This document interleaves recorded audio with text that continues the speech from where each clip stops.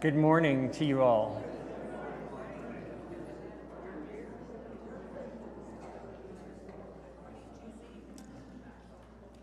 On this first day of our series on winter,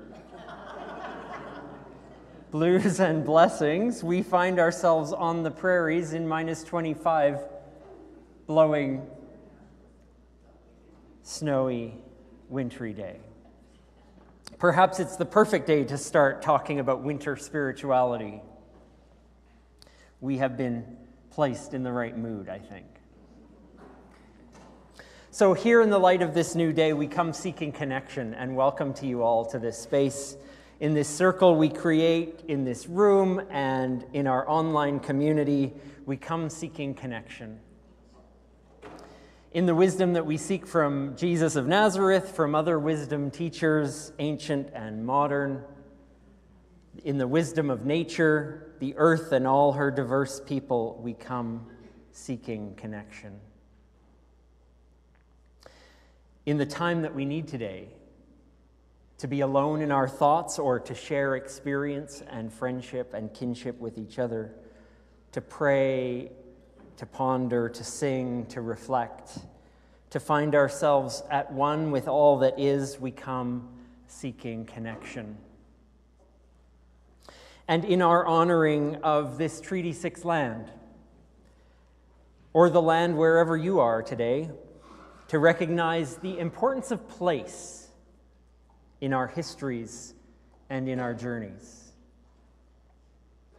Whether we grew up knowing about treaties, Indigenous land, or our histories with Indigenous people and its topsy-turvy path, we all have a place of recognizing our own relationship with land and her people. And so we honor the teachings we received about our relationship with our land and how much we have to learn. We recognize that we can honor this place, the Indigenous people's spiritualities, practices, and understandings with which we strive to listen, to reconcile, to learn, and we come seeking connection. And so in this place, a place of spirit, a place of connection, we're welcome, all of us.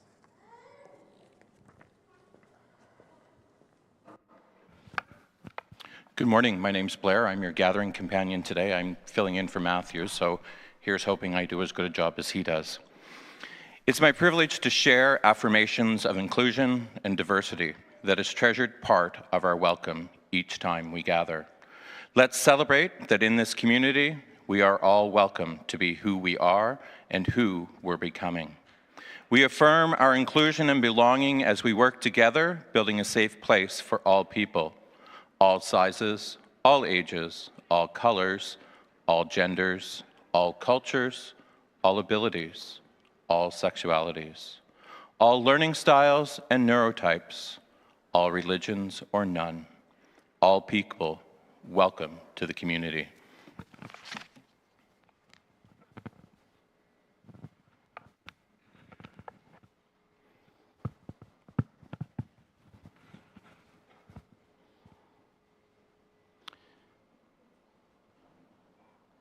As we come together in this space of belonging and connection, we light this candle as a symbol of hope, love, and community.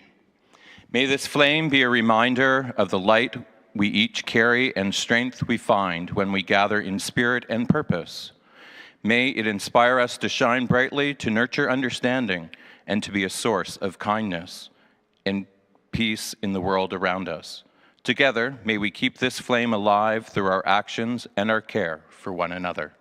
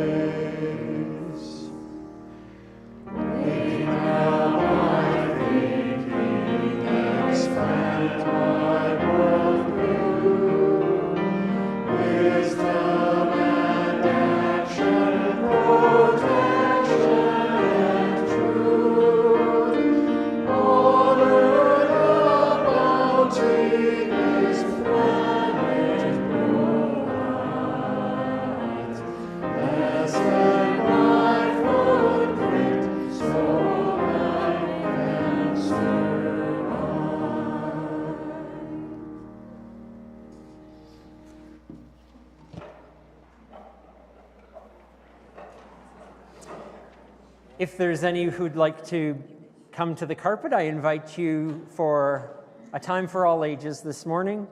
Come sit here or sit closer or stay where you are. All are options. I have a story to share this morning.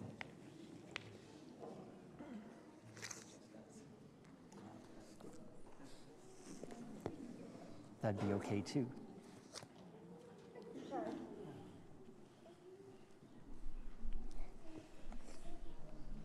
Blair, thank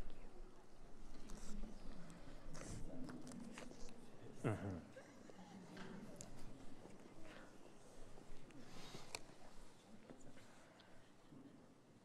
I have a very silly book to share. And then we'll have a silly and a less silly conversation. This is called If You Cry Like a Fountain. It's by Noemi Vola.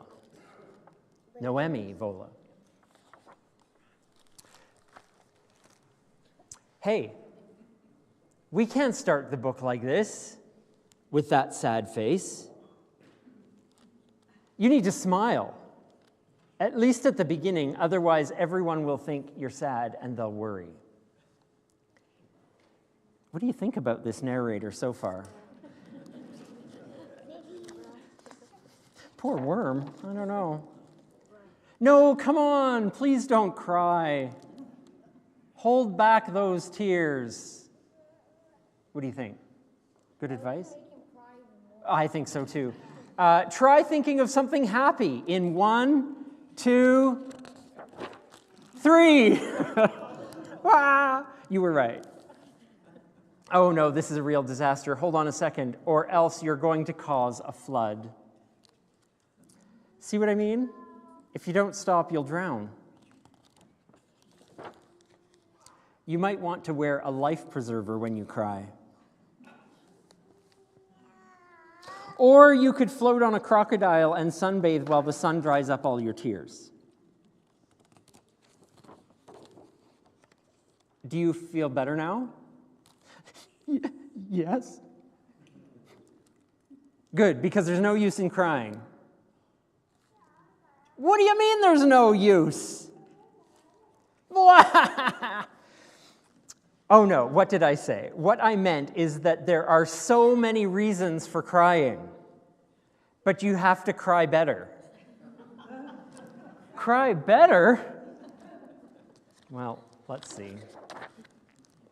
Yes, for example, if you cry like a fountain, you'll be surrounded by friends and make all the pigeons happy.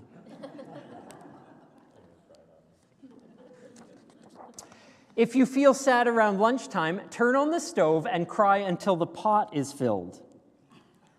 When the tears start to boil, stir in the pasta. You won't even need to add salt.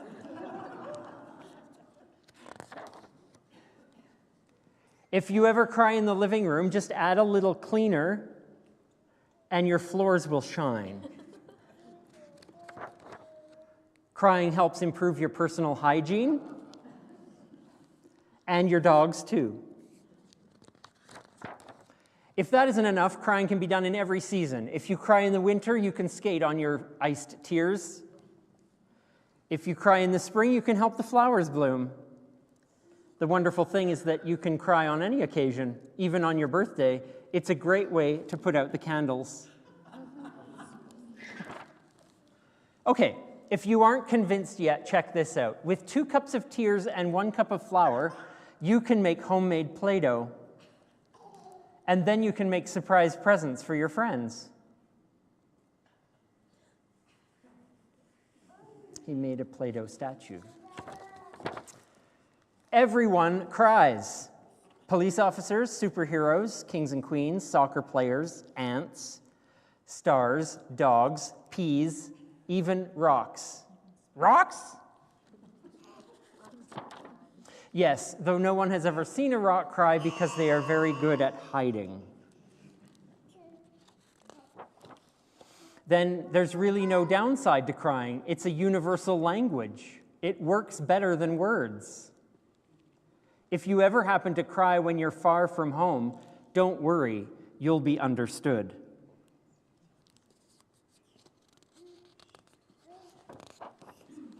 Without crying, frogs would explode. Rivers would dry up. Clouds would keep getting bigger and bigger and would make farmers angry. Crying helps pears grow. And with pears, you can make jam. Isn't that wonderful? You're sorry that the book is about to end? Me too, but don't worry, that's life. Books always end, just like everything else. Oh no, we're out of jam. See, the jam ends too. But there's never an end to tears. Or to swimming pools.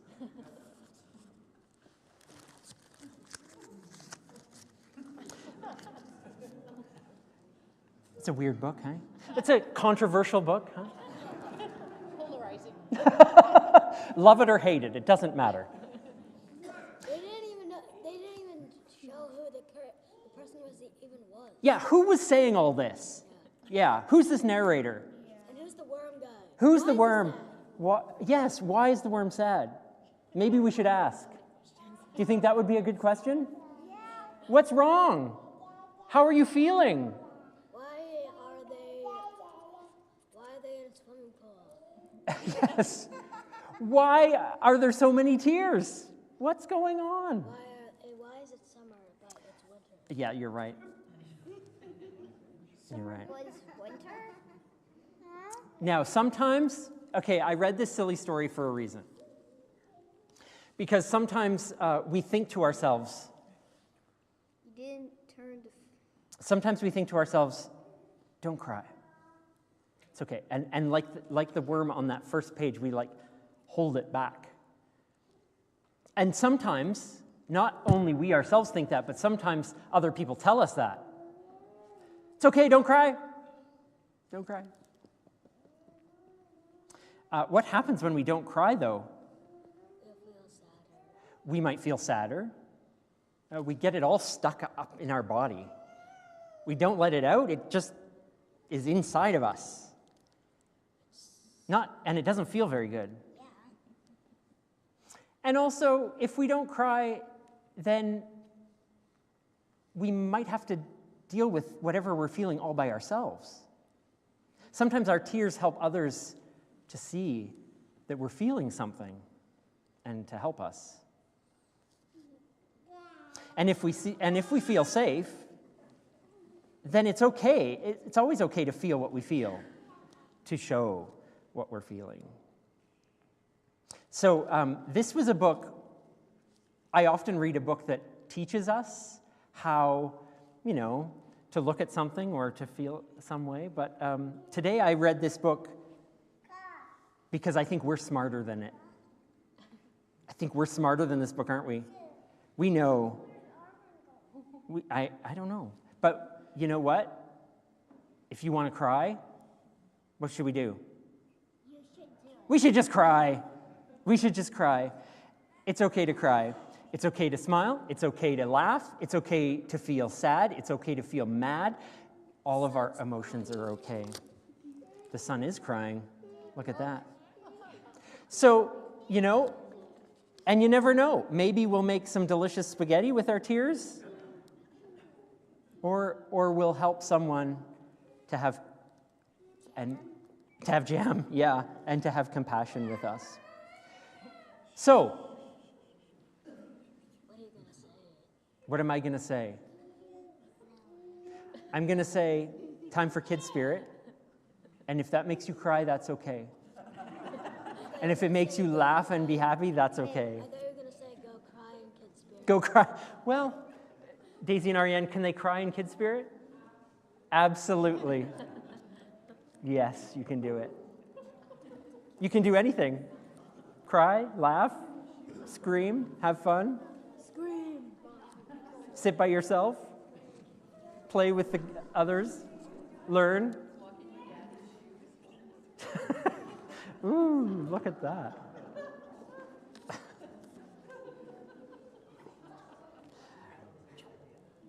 And Wes has Youth Space on the go as well today. So if you are 11 and up, you're welcome to Youth Space that away.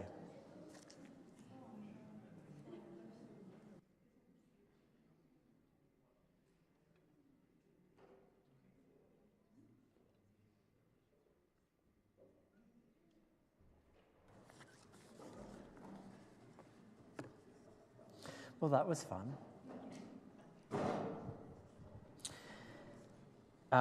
This is a short time to share the life and the work of the community, and I will just offer a few things before I invite anyone else up to share what they need to.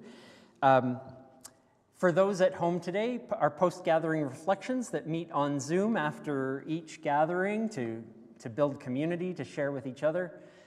It will be shortened today, just a little 15-minute check-in, and then we will have a chance to organize ourselves for a pre-AGM meeting and conversation today. And that will also happen for those of you at home. You can join on Zoom for that too. And the link is either in your messenger or at the on the online calendar that you see at the bottom of the screen there.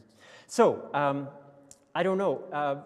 May, Blair, is there anything more to say about the meeting this afternoon? No? Just you're invited to stay, learn about some outreach endeavors coming up, Emberwood Youth, and there's some muffins and snacks to tide you over. Yes, thank you, Outreach Committee. That's it from me. Thanks, Sheila. Just a quick thing to say that it's the first of the month, so I'll be selling oil for the Gaza community and West Bank. It's fair trade oil, Zatoun oil, so that olive oil, so that if you can afford it or if you run out, some of you bought a lot at Christmas time. $30 for the large bottle and $25 for the small. Okay, I'll see you after the service. Last night, Aisha and I went through the menu. We wrote down all of the ingredients for each thing that she will be creating. Thursday, Friday, and Saturday, she shall be cooking in that kitchen. You feel like you want to do some vegetable chopping Thursday, Friday, Saturday morning? Talk to me. And of course, everybody here has got your tickets, right?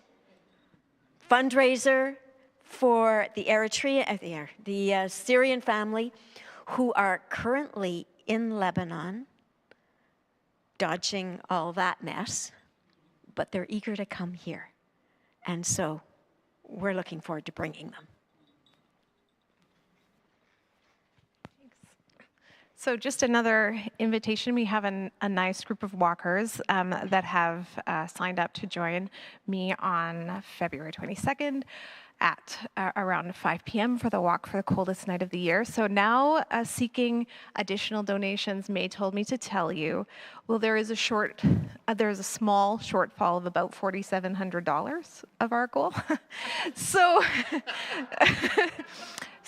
please feel free to find me at the back at the end to offer your donations, and I can also connect you with the website as well if that's an easier way for you to think about what you might be able to bring to this. Again, this is all for the Bissell Center, and you can imagine likely it won't be as cold as it was last night on the night that we walk, but thinking about people who find themselves on the streets on a night like last night, and what they might be needing, and who might be able to provide it, and how Bissell Center fills those gaps for so many people in the city, gaps that I think are widening for many. So, thanks.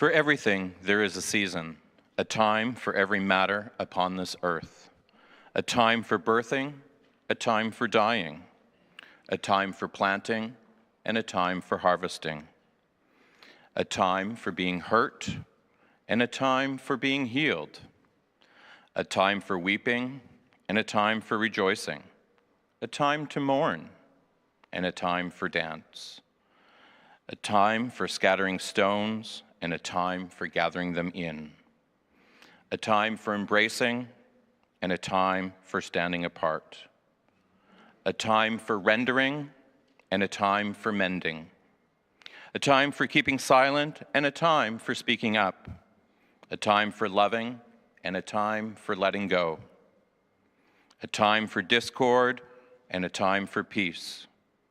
What difference does all our work make? We spend so much time with our busy work. Yes, everything has its own time, and we have a sense of past and future, yet cannot know the beginning and the end of anything. In the end, there is nothing better than to be happy and merrily do something with this life. That's it. Eat and drink and make the most of our work. And know this, goodness endures forever. No one can add to it or take from it. And so we stand in awe of this life. This is what there is to celebrate. And all that is, has been, and will be, is as one. These are words from a Hebrew wisdom tradition. May we find wisdom for our living.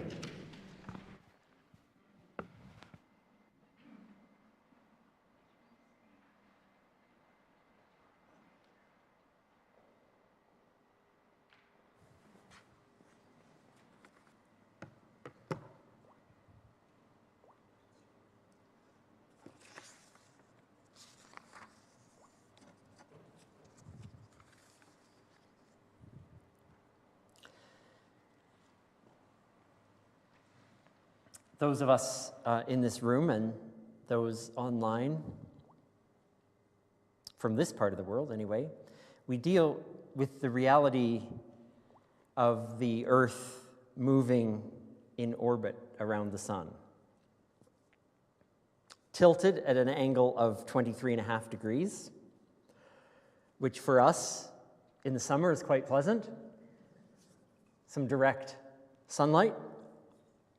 But at this time, we're at an angle which isn't as conducive to direct and warm sun, and we experience the seasons. So whether we like it or whether we endure it, this is where we are. The planet, the weather it provides for us, has both risk and opportunity, the dark and the light, the warm and the cold. And so maybe the place to start in this series is to be present to the reality of just what this season is. I don't think anyone who walked outside this morning needed a reminder, and another reminder of the reality of what this season is, but we deal with short daylight hours at this time of the year, with darkness. We deal with cold temperatures, lots of snow, dirty brown and drab surroundings at times. Either being confined indoors or prevented from our usual activities. But we deal with the other side too, with the brightness and refreshing clean blanket of snow, of crisp blue skies, of winter activities that provide variety from the usual summer fare. So today we're starting things off by acknowledging that winter can be joyous and playful. It can be long and dark and sad. It can be quiet and still for hibernation. This many-faceted season has blessings and has its blues. And so today is really about acknowledging the reality that this is different for each of us. It's different on different days. But that there's a lot that this season has to teach us about seeing both blessing and recognizing the blues. So when Blair read this piece of wisdom from Ecclesiastes about a time for everything, it's such a good reminder for us. For me, it's permission giving. It's saying, you feel a whole lot of different things? Yep, that's life. It's saying that we can feel how we feel because there's time for all of it. We can rail, scream, or exult that it's a certain season and that certain things are happening, or life has this challenge or that challenge, because life consists of it all. It's complex, it's full, its pendulum keeps swinging.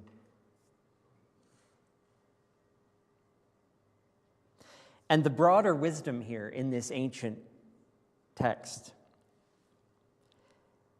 seems to me to be about acknowledging the present situations of our living, that they may not be comfortable. They may not be what was forecast or expected. We might be dealing with change or grief. We might be dealing with a whole lot of challenges in our personal relationships, or in our work life, or in our time and what we do with it.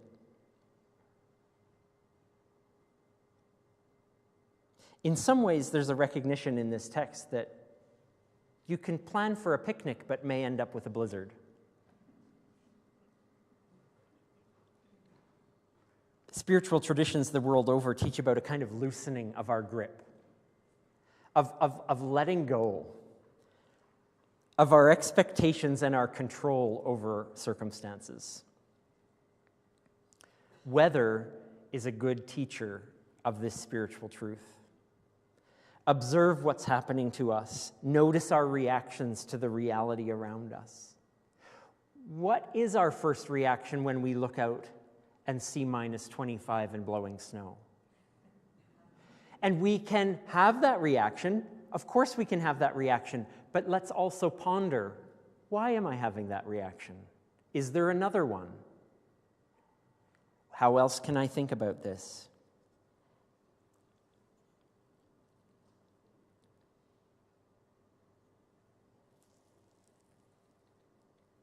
Two stories from two spiritual traditions to add to this morning. One is from the Christian contemplative writer Henry Nouwen, from his book, Life of the Beloved. He writes this: "The real enemies of our life are the oughts and the ifs. They pull us backward into the unalterable past and forward into the unpredictable future. But real life takes place apart from ought to and if. It takes place in the here and now. Sacredness is always in the moment, be that moment hard or easy, joyful or painful." Continuing to quote, Jesus spoke about this in terms of that sacredness being wherever and whenever we are. He spoke words to his disciples like, "When you see me, you see God. When you hear me, you hear God." This wasn't an egotistical claim. It was his teaching that whoever is right in front of you, right beside you, they are the most holy at that moment.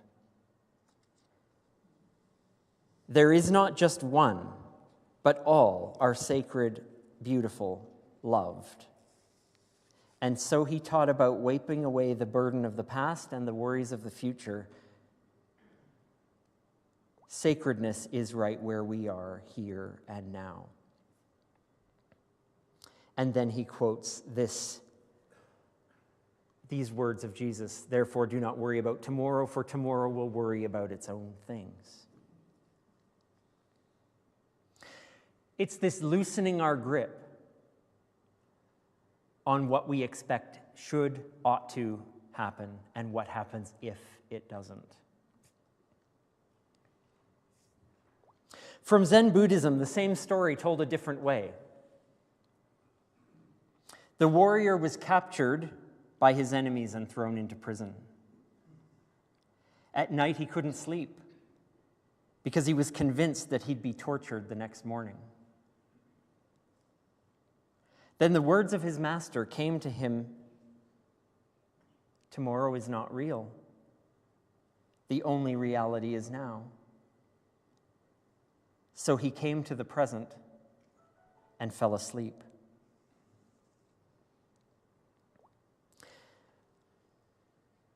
Winter is where we are.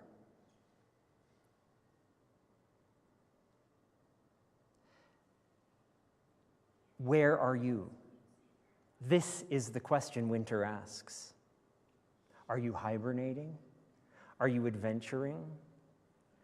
Are you railing against the cold? Are you recognizing a need for something spring-like? What is that thing? How long do you have to wait? All of these questions winter provides for us.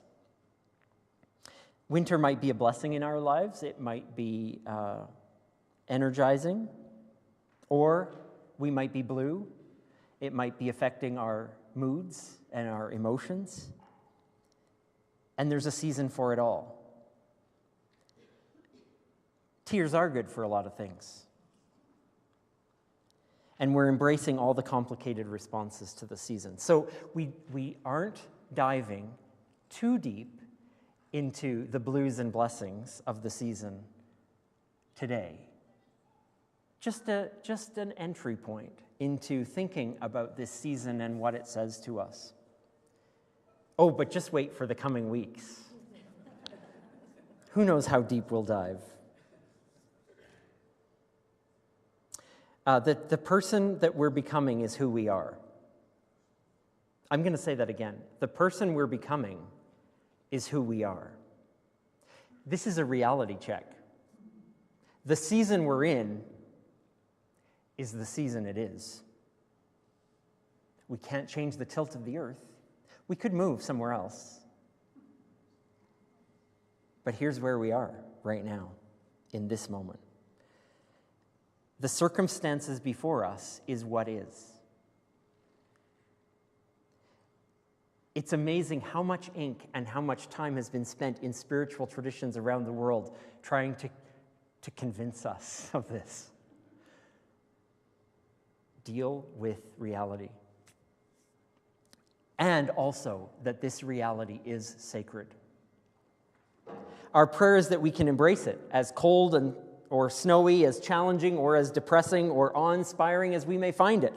It is what is right in front of us, and in the here and now, it is holy. It is sacred. So however we're feeling, let's bless it. Let's embrace it. And let's walk together through it.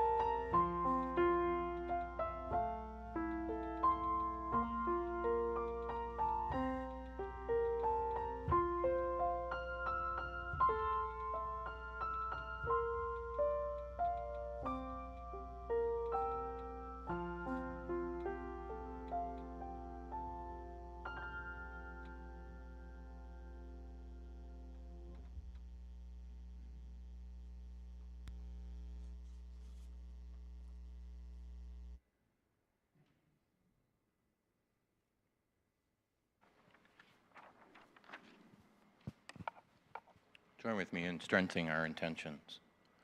There is a winter in all of our lives, a chill and darkness that makes us yearn for past days or put our hope in days yet to be. We are mindful of all those who suffer because of our winter season, all who suffer because they experience the winter of war, all those who suffer the cold winds of oppression and violence, all those who live with deep blanketed of sadness and depression. May all who suffer this day experience the compassion of Earth Community and the relief of warmer days in their winter pain. Let's face this season for all that is, its emotions of sadness and fear, frustration and focus, hope and beauty. May we draw strength from our roots, gather the energy to grow, and rise through the darkness.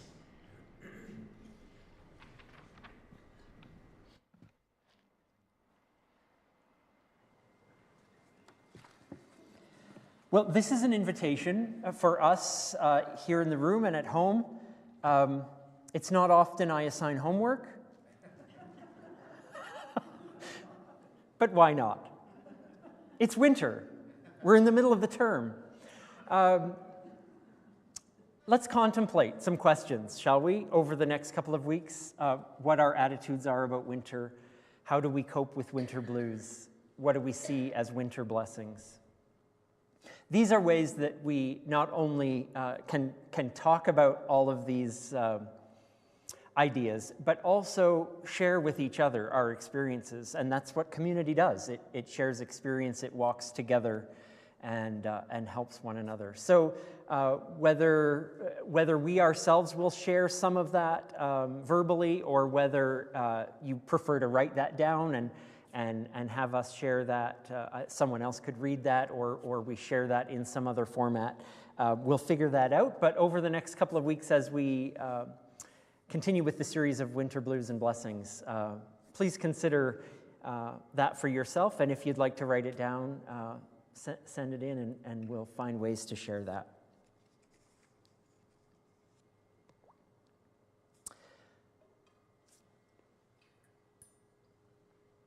And now, because winter sometimes inspires brevity,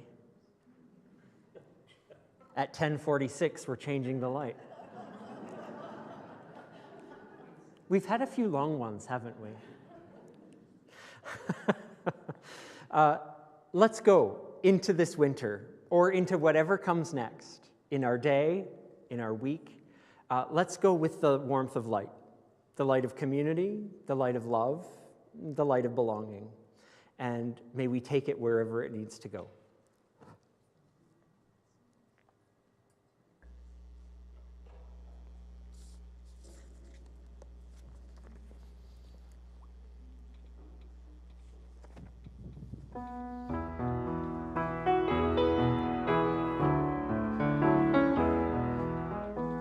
Can you just keep playing? But I need to go find the slides. We don't have them. Slight delay.